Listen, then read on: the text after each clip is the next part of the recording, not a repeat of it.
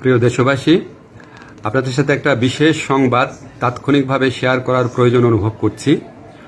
আমাদের প্রধান বিচারপতি কিছুক্ষণ আগে পদত্যাগ করেছেন। ওনার পদত্যাগপত্র ইতিমধ্যে আইন মন্ত্রণালয়ে এসে পৌঁছেছে। এটা উপযুক্ত প্রসেসিংয়ের জন্য আমরা কাল বিলম্ব না করে রাষ্ট্রপতির কাছে পাঠিয়ে দিব এবং আমি আশা করব যে এটা খুব দ্রুত কয়েক ঘন্টার মধ্যে এই প্রক্রিয়া সম্পন্ন হবে।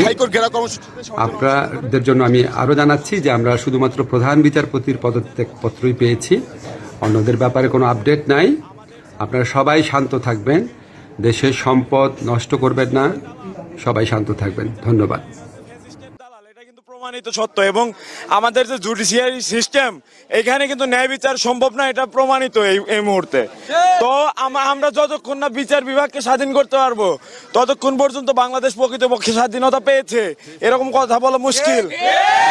আমরা চাই এই প্রধান বিচারপতি প্রথম থেকে আমাদের উপর উস্কানিমূলক কথা বলেছিল, সে প্রথম আন্দোলন থেকে আমরা ওনার যত সম্ভব পদত্যাগ ঘোষণা করছি এখান থেকে, এবং পদত্যাগ না করলে আমরা এখান থেকে যাব না এবং এখানে অবস্থান করব। এবং সবকিছু আমরা দেখেছি, হাসিনা ফ্যাসিস্ট সরকার শেষ মুহূর্তে কিন্তু এই যে বুয়েটের ছাত্র রাজনীতি বন্ধ আবার খোলা থেকে শুরু করে বিভিন্ন কিছু কিন্তু তারা রায় দিয়েছে, কিন্তু এই হাইকোর্টকে কেন্দ্র করে, এই বিচারপতিদের কেন্দ্র করে। তো আমরা তাই চাই এই বিচারপতি এই মুহূর্তে পদত্যাগ করুক, না হয় তাকে টেনে হিসেবে নামানো হবে।